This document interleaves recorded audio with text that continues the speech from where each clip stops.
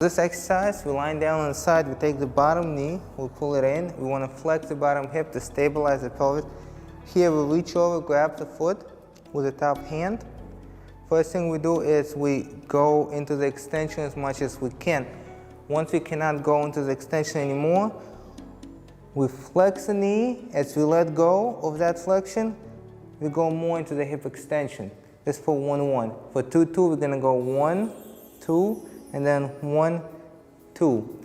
Leverage, flexion of the knee. Target, extension of the hip. Now that we have completed level 1, between each level we're going to do the stretching exercises. So here we want to take the bottom hip and pull the knee, flexing the bottom hip, pulling the knee towards the body. Good. Getting a hold of the top foot. We're pulling the foot back as far as it can go, to the point where we can no longer extend the hip joint.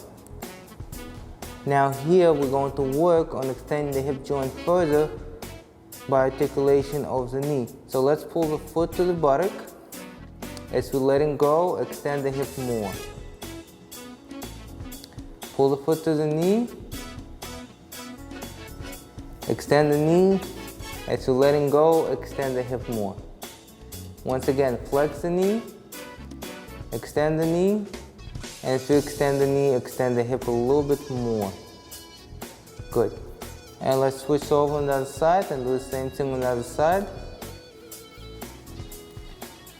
Ready? From here, flexing the bottom hip, knee goes towards the chest, getting a hold of the top foot, and pulling the leg back as much as possible. Extending the hip joint as much as we can, and from here, flex the knee, extend the knee, and pull the hip more. Bend the knee completely, bend the knee, extend the knee, and pull the foot back more. And bend the knee one more time, extend the knee a little bit, and extend the hip a little bit more. Excellent.